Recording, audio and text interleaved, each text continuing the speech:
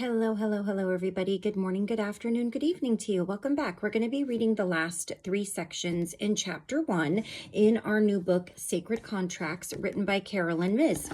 All right, so we did have to break this chapter up into 3, as I suspected. The last 3 sections, though, are not too long, so hopefully this video won't exceed the 30-minute mark. And of course, as I explained in my last few videos, the author does recommend having a notebook handy for any type of exercise or insight that we may have. And we haven't gotten there yet, but I'm expecting it any time, so I'm just ready with my notebook. So let's go ahead and get started. So the section that we left off on is titled Flying Home. Since the earliest days of written history, and probably long before, dreams have provided a symbolic pathway to our hidden fears and desires, by revealing to us the language in which our psyche speaks. Dreams illuminate not only the dilemmas or opportunities that we may be facing right now, but also the very way our souls visualizes those situations. Sigmund Freud, who called dreams the royal road to the unconscious. Carl Jung and many others since have all presented elaborate methods for interpreting dreams through their complex symbolic imagery. But the key to some dreams lies in a simple understanding of the meaning of a central image. Over the past 18 years, for instance, I have had a series of related dreams that all revolved around one consistent image, an airplane taking flight. The first dream featuring this airplane occurred in 1982, when I was at a tremendously low point in my life. Just a few years before, I had been getting increasingly disillusioned with my work as a journalist. Then one day, I was given an assignment to cover a workshop on death and dying by Elizabeth Kubler-Ross. The level of suffering in that workshop and the astonishing way in which Kubler-Ross was able to help people devastated by the death of a loved one inspired me to return to school to study religion and mythology. But the postgraduate degree in theology that I learned didn't help me find my niche any more than my BA in journalism had. Sorry, that sentence was broken up. 2 years after leaving graduate school, I was struggling to find a clear direction for my life. Working as a secretary in the Department of Pharmacology at Northwestern University, I could not figure out where I was going. I felt as if I were living on a pendulum that was oscillating between worlds. My spiritual studies lifted me up, but then I was swung back to earth and the panics and fears of ordinary life. I became stuck in a deep depression that began to feel like a thick mental weight, kicking off what would become a decade of severe migraine headaches. After months of this dark time, I reached the point at which I said to a friend, "I've got to do something. A part of me is dying, and if I don't do something soon, I will die." I meant it. I felt that I had lost my trust in life itself, even though at the same time, I still completely trusted that God would somehow lead me through it all. I was living in a psychologically and emotionally contradictory state, which made me even more desperate. Then I had a very unusual dream. Jung might have called it a big dream. I was the only passenger in a small but high-powered jet plane. My plane was still on the ground, idling in what looked like a stall in a barn that held a number of other planes in similar stalls. Each of the other planes took off in succession, as they were meant to, but my plane continued to wait for permission from the control tower, while I grew angrier by the minute. Finally, I relayed a message to whomever was sitting in the control tower. "Hey, what about me?" "Turn your motor off," came the reply. "We're holding you until the skies are safe for your journey." My plane was in a stall, just as I was stalled physically, emotionally, personally, professionally. Yet the control tower, which to me, even in the dream, represented God, sent the message that I was cared for and watched over. Still asleep, I became saturated in the feeling that God was in his heaven and all was right with my world. When I awoke from that dream, I was content to wait for my appropriate time of departure. I lost my desperation to find a concrete direction for myself. Every part of my life looked different from that moment onward. I was being watched over. There was a plan for me that was already in motion behind the stillness and frozenness of my external life. Buoyed by the reassuring message in my dream, I decided to enjoy the emptiness of purpose in which I was floating. My job as a secretary provided everything I needed to survive in the physical world. I had a paycheck as well as the precious gift of time to do whatever I wanted after work. I had no heavy professional assignments hanging over my head, no deadlines, and no stress from not being able to do my job well. I had a liberated life. I was free to spend time with friends and family, and I enjoyed life in a carefree way that I have not been able to do since. Because I had absolutely no private agenda or ambitions within the political and financial organization where I worked, I could not have cared less if I lost my job. I had no desire to achieve any rank or privilege among the group of professionals with whom I worked, and this made me feel happy. Although in the eyes of the scientists for whom I worked, I had nothing, I actually had everything. These scientists gave me my first education in how awful human beings could become and act when motivated by insecurity and ambition. Sorry, hold on. There we go. Competing for grant money, promotions, and power, the scientists were held captive by their fear of others' success. When I went home each evening, I left on my desk everything related to my work, but they went home with briefcases filled with the weight of work and fear. In that occupation, I learned one of the most spiritually productive truths that I now rely on each day of my life. When you do not seek or need external approval, you are at your most powerful. Nobody can disempower you emotionally or psychologically. This spiritual security gave me a liberated feeling that was practically euphoric. It made me appreciate why the famous line, "To thine own self be true," in Shakespeare's Hamlet, is considered a spiritual commandment. You cannot live for prolonged periods of time within the polarity of being true to yourself and needing the approval of others. Isn't that the truth? At some point, you will realize that you are doing harm to yourself by being what you think you should be so that someone approves of you. In the language of a contract, compromising who you are to gain the approval of another is a very precise example of giving away a piece of your spirit. Eventually, you give away more and more of yourself until you have no strength or sense of self left. I understood then that manipulation is the art of making another person's spirit dance for personal amusement, and only through honoring oneself do we become strong enough to refuse to dance. My airplane dream led me to a freedom from my own mental weight, depression, and anxiety about my future and purpose. Indeed, within a few years, I met a couple who shared my growing interest in human consciousness, and they invited me to join them in starting a publishing company in New Hampshire. 13 years later, my life had changed dramatically. I had become a professional medical intuitive, teacher, and author. In 1995, when I started work on Anatomy of the Spirit, I had another airplane dream. The first since the initial one in 1982, and it proved to be next in a series. The airplane became the specific symbol or archetype, not unlike a private phone number that would be used in my dreams to get my attention. Each airplane dream was a direct communication from the divine. The airplane signaled that I was following the right course, one that had been laid out for me and that I had somehow agreed to. Each dream also measured the progress I was making toward completing my flight plan and getting a book off the ground. At the time of the dreams, I was feeling that I had not yet reached the depth of the message I wanted to communicate in Anatomy of the Spirit. I was walking around it, so to speak, but had not yet seen its full meaning. In the first dream of the anatomy sequence, I was running through an airport to catch a flight, but the plane left without me.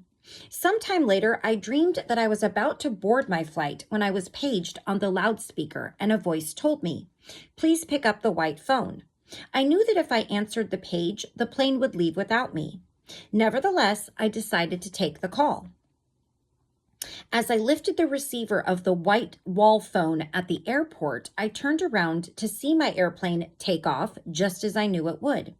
I expected to hear a voice when I put the phone to my ear, someone who would give me the direction I needed on my book. But there was no voice on the other end of that receiver. I hung up the phone, turned to face an empty airplane gate, and left the airport feeling that I had been abandoned. In the next dream, I made it onto the plane, only to be told that there was no seat for me and I would have to get off. The heat of humiliation flushed over me as I looked at the faces of hundreds of people staring at me as if I had invaded their airspace. Air for me represented the astrological element of the mind, and I took the dream to mean that I was traveling through conceptual territory where I did not yet belong. Shortly after that dream, I was still frustrated that I had not yet found the core message of anatomy. But as I was lecturing to a group of 28 students, I turned to write something on a white flip chart and instantly downloaded an image that merged 3 great mystical traditions and their biological implications: the 7 chakras of the East, the 7 Christian sacraments, and the 10 sephirot of the Tree of Life from the Jewish Kabbalah. In less than a second, I received, I understood, I accepted, and I started the book over again. During the next dream in this sequence, I finally was able to board my plane. I spotted an empty seat way back in coach, but as I was heading for it, I spotted an empty seat. As I was heading back for it, I noticed the flight attendant looking for me. I tried to avoid her, and on reaching my seat, I slid my body as low in it as possible, and I covered my face with a magazine. But it was too late. We had made eye contact, and it was evident that I would not be allowed to stay on board. Besides, even in the dream, I had come to the realization that I simply could not hide from anyone. Had I been meant to be in that seat, I would have been allowed to stay. But it had someone else's name on it, and nothing I could do would change the fact that I was not scheduled to be in that seat. I was despondent. I thought that I was finally doing what I was supposed to be doing, and I was extremely eager for the manuscript to be finished. That was the problem, I later figured out. I was too eager. The manuscript would be completed on time, but not in my time. And I still had a great deal of work to do on it before it would be accepted. Ideas and insights that had seemed to me self-evident needed fuller development to become airborne. And so I wasn't being given the green light just yet. After many more months of refinements, the manuscript was finally accepted. As I was waiting for it to be published, I had the final airplane dream connected to that book. Once again, I boarded the plane and spotted the same empty coach seat where I had sat on the previous flight. I quickly slipped into the seat, buckled up, and held my breath, waiting for takeoff. My heart was racing in the dream, and my body was shaking with anxiety. And then it happened again. The flight attendant spotted me. Just as I was preparing to grab my carry-on and climb out of my seat, she said, "Why don't you take your belongings and come with me, because there's been a mistake."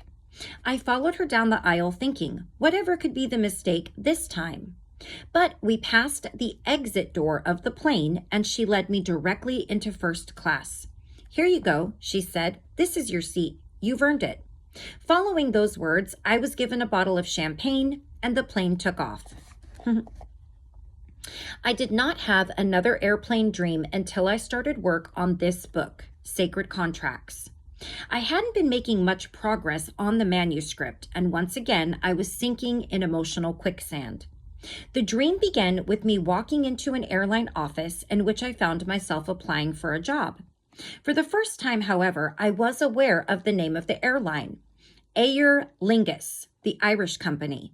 I was waiting in line at the ticket counter along with a truly oddball assortment of people. I wondered what I was doing there, and once I figured out that I was applying for something, I was convinced that I did not qualify. When it was my turn to hand in my application, the gruff woman behind the desk grabbed it out of my hand and walked into a back room. I stood there waiting for what felt like an eternity until she reemerged. "All right then, you've got the job," she announced. "Now get on that plane." "But I don't have any clothes or money or even a passport," I said. "That's too bad," the woman said sternly. "Either leave behind everything you have or you can't get on the plane." "But," I said, "some things are very precious to me." She was unmoved. "Either you get on that plane with nothing or you stay here." I looked at all the people boarding the plane, none of whom was carrying any luggage, not even a handbag. And I told her that I needed time to get my things together. How could they do this? I wondered. How could they get on that plane with no luggage? When I protested once again that I didn't have any clothes or money, the woman replied, "Everything you need will be provided. You'll be met when the plane lands." All I can remember thinking then was this: I hope the clothes they have for me are the right size, and I'd prefer designer clothes. At that moment, I heard my name being paged, and I saw the white wall phone from my earlier dream. I knew from experience what would happen if I picked up that phone. The flight was almost fully boarded now, and the woman with the stern voice repeated her warning. "Either you leave everything behind and get on that plane now," she said, "or you stay here and move backward." That's a bit clearer of a message, right? You stay here and move backwards. As I ran through the gate and onto the Aer Lingus jet, I thought, why am I doing this? I don't live in Ireland. I don't know who these people are. I don't know where I'm going. I'm going to a foreign place. I somehow knew that the questions I'd been asking were not mythical or hypothetical. They were profoundly spiritual questions. Do you really want to take flight in the second half of your life? Are you willing to let go of everything to do so? After boarding that flight, I found that the seats in the first class section, to which I was once again escorted, were arranged in rows like a movie theater, facing the cockpit, which had enormous glass windows like the ones in the film version of 20,000 Leagues Under the Sea. Looking out, I had a panoramic view until we entered an enormous fog bank. Frustrated at the lack of a view, I started to get out of my seat, but the flight attendant told me to stay where I was. I insisted that I wanted to see the pilot, but she answered simply, "That isn't allowed." I knew I had to trust that I'd get out of the fog eventually, just as I knew that I must have answered yes to the other earlier questions, but I still didn't know exactly what I had said yes to. Even though it was a dream, the decision to get on that plane felt like the single most terrifying choice I'd ever made. And with good reason, as it turned out. That latest dream marked the beginning of a cycle of wrenching personal losses, during which I was separated from close friends, family, and business associates, either through literal death or by a painful parting of the ways. I was at the grand turning point, the halfway mark in my life. I felt as though I were living in a field of death, having to let go of so much and so many that I loved so dearly, including an older brother who passed away during this deep, excruciating period of spiritual excavation. Strangely, too, I was scheduled to teach a 10-day workshop in Ireland the day that he died. And indeed, after his memorial, I flew to Shannon Airport, and the final leg of my journey was on Aer Lingus. Yet even in the midst of my hell, this dream brought comfort to me, because it forecast I was about to fly into a new, more rewarding place and experience. Despite what all these airplane dreams portended, they were ultimately reassuring to me. They told me again and again in no uncertain terms, you are flying the right path. They also said, you still need direction, you still need to make choices, you still have to meet the unknown, and we're still checking your attitude. Yeah, but they said it so lovingly that I never awoke in fear, despite the fact that within the dreams themselves, I often felt anxious, abandoned, or confused. As I labored on my new book, the significance of this dream and the ones preceding it became increasingly clear to me. I knew that I was being supported, that the universe would not let me get too far ahead of myself or fail to get me where I was supposed to go. A big part of its meaning was that I knew that the dream was also about the book itself. Even the name Aer Lingus suggested that the vehicle I was traveling on had to do with language, with expressing the ideas in the book that I'd been struggling to get airborne. It also assured me that the plane had a destination and that a greater force was at work, a force that had reserved a seat for me and expected me to be on board. Although I had never given up hope on God's help, I hadn't expected it to come through the vehicle of my own dreams. I had never really paid much attention to my dreams or even read books about their interpretation. Yet they had provided me with the most extraordinary guidance through difficult times in my life. They had also helped me to let go of an old view of myself as undirected and unsure, and to begin to see a different shape to my life. Even if I hadn't believed in God, my dreams would have made me rethink that position.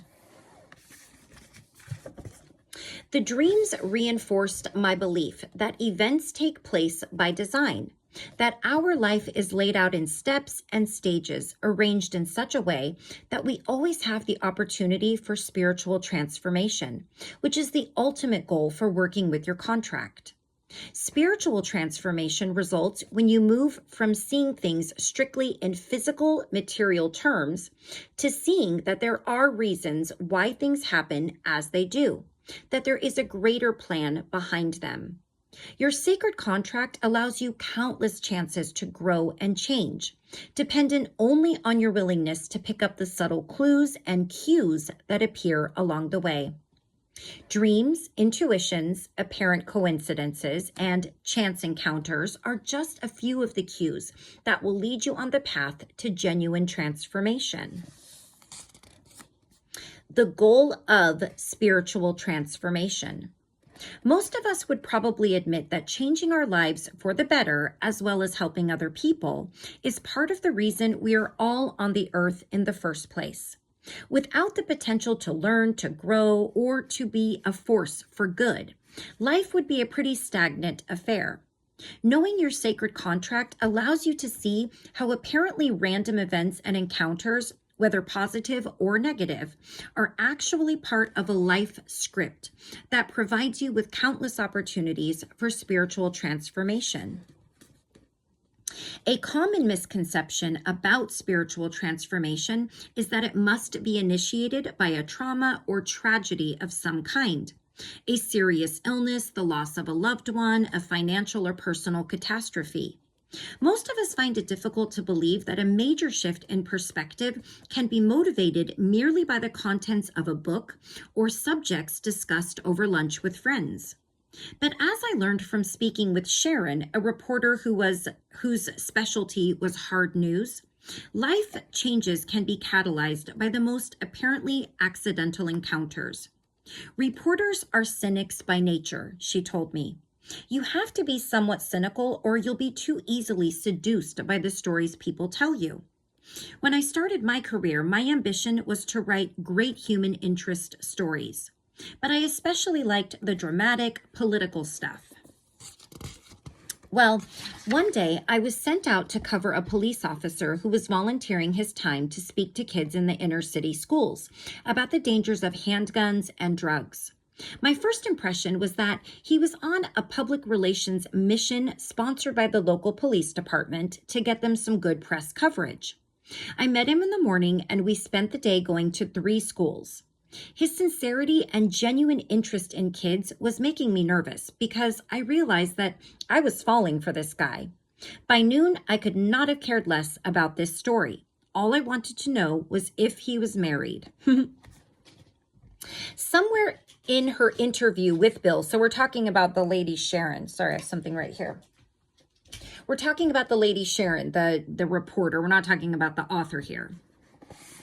Somewhere in her interview with Bill, Sharon asked him how his wife felt about his volunteering efforts. When he told me he wasn't married, I could barely hold my tape recorder without shaking, she said. I was terrified that my emotions were beginning to show, so I kept asking him more about his motives. Then he told me that he just felt drawn to helping kids have a better chance at living a good life and a productive life. When Sharon asked if Bill's motivations for doing this work were spiritual, he brushed off the question. I guess you could think of it that way, but I don't see why you would find that necessary, he said. I'm more interested in why one person who spends 5 hours a week volunteering his time is so unique or amazing that it even qualifies as a newspaper story. That suggests how rare we find the act of volunteering some part of ourselves to others.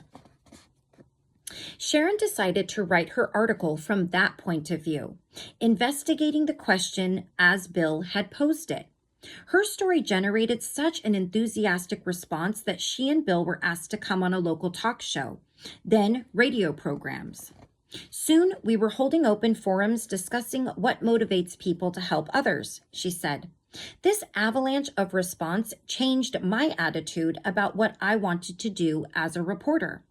I decided that I wanted to specialize in doing stories about people I called the sacred minority. I interview people who give of their time and people who have reasons for believing that no amount of help or giving would make any difference in life. I would never admit to my coworkers that I consider what I do now a spiritual mission, but I actually do. I am reporting on human beings relate to each other's spirit and their own power to create change. Putting it into symbolic language, Sharon acknowledged that all of her work and all of the people she encountered represent the contract she had made in life. That extended to Bill too, since their chance meeting did lead to marriage and 2 kids. And now our last section, which is not too terribly long, sacred contracts and human relationships. Bill and Sharon clearly had a contract with each other. The Turks might call it kismet, one's destiny or lot in life, and the Jews, beshert, Yiddish for destined to be your beloved. They were not meant to be together merely romantically, although that's certainly part of it. Above all, they were meant to work together on issues and problems that went beyond their personal lives. In their development of transpersonal qualities, they would be led to achieve a kind of spiritual transformation. That kind of work can be intimate and loving, but at times it can also require blunt honesty. In his lovely book, Anam Cara, a Gaelic phrase meaning soul companion, John O'Donohue talks about the Buddhist tradition of the Kalyana Mitra, or noble friend. Your noble friend, he says, will not accept pretension, but will gently and very firmly confront you with your own blindness. No one can see life totally, as there is a blind spot in the retina of the human eye. There is also in the soul a blind side, where you are not able to see. Therefore, you must depend on the one you love to see for you what you cannot see yourself. Because life is complex and there is so much to see about ourselves, the world, and the divine, we have contracts with many people in our lives. Imagine that upon incarnation, each soul splits into countless fragments that move instantly into the exploration of the global soul. You know when you meet people who radiate something that is deeply attractive to you, and you may feel empty when they are gone. The popular term soulmate applies to one's ideal romantic partner. It doesn't begin to capture this truth.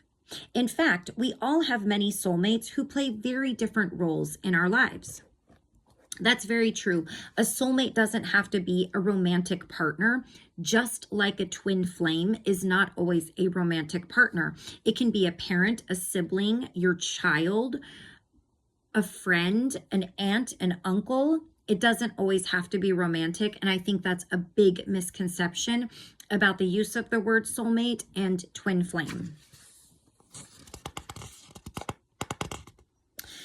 Okay, perhaps noble friend is a better term. These are the people you are not simply destined, but are required to meet. And no matter how many opportunities to meet with them escape you, if you have a contract, you will meet up eventually, perhaps many times until you complete any unfinished business in the exchange of your souls. A woman named Jill told me that she had dated a man in college with whom she was deeply in love, yet she turned down his marriage proposal because she felt that she had not yet explored life on her own as an adult. She realized that she was sitting, as she said, dead center in the middle of my heart, loving her boyfriend. She realized that she was sitting, as she said, dead center in the middle of my heart, loving her boyfriend, but also madly in love with her desire to travel and to live her 20s as a free spirit. Either way, I knew I was going to be hurt and filled with regret, so I chose the path that would empower me the most. I knew that, had I married then, I would eventually have felt as if I had shut down. The choice I made gave me the potential of opening up, so I truly ended up feeling that I had no choice but to say no to marriage. Although Jill's former love was never far from her thoughts, her memories did not cause her the same degree of sadness she might have experienced had she suppressed her desire to travel. 15 years after they had parted, however, destiny or fate or my contract brought us back together, she recalled. I was home, the phone rang, and it was Andy. He had run into old friends, asked about me, found out that I had never married, and bingo, we began to see each other again. We were obviously meant to be together. We just had to do a few things in between. That reminds me of me and my husband. I cannot prove in the scientific sense of that word that even if you attempt to avoid a meeting that you are contracted to have with someone, it will eventually take place. But we seem to have an ingrained belief in destiny. There's an old story from the East called Appointment in Samara, on which John O'Hara based his famous novel, that tells of a master who sends his slave into the village on an errand. While in the village, the slave encounters the figure of death and is so frightened by it that he runs to the next village, Samara, to hide. On hearing that his slave has disappeared, the master goes to town and confronts Death. "Why did you scare my servant?" he demands. "Actually," Death replies, "I was not trying to scare him. I was only surprised to see him here because I'm scheduled to meet with him tonight in Samara." From a symbolic point of view, as well as from the traditional position of much of Eastern religious thought, no one is in your life by accident. Having said that, however, it is apparent that some people weigh in more dramatically than others. The intimate relationships of your life, such as family, friends, mates, lovers, close working partners, and even your adversaries, are all part of your agreements to learn certain lessons on earth.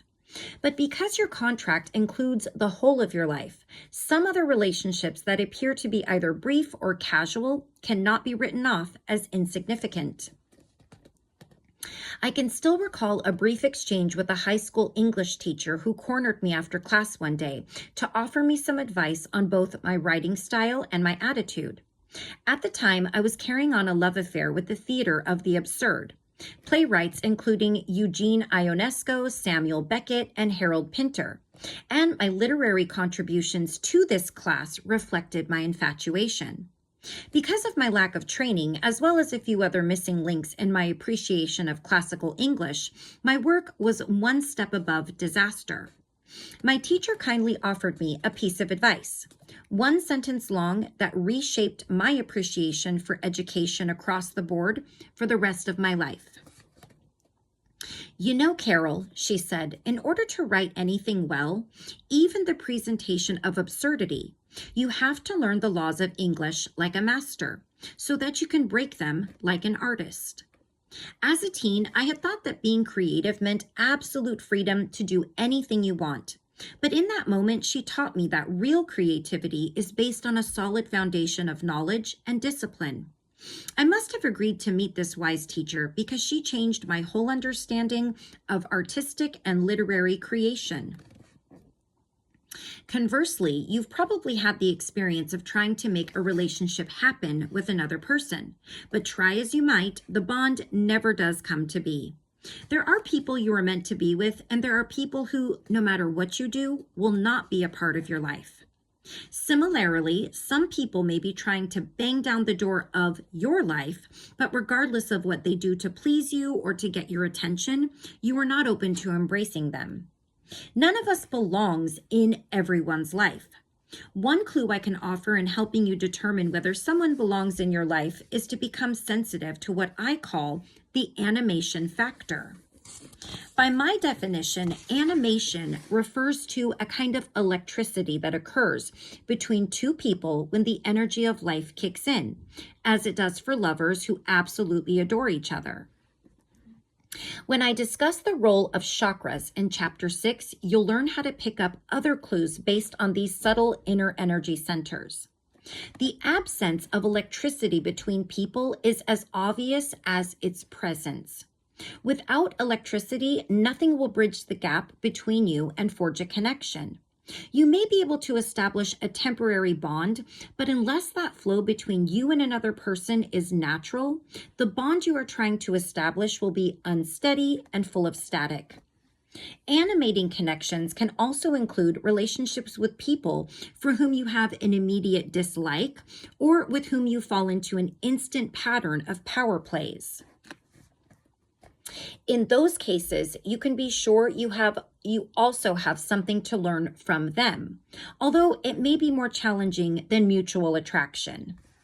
Carlos Castaneda said that the people from whom we often learn most in life are the petty tyrants, the ones who push our buttons and make us see in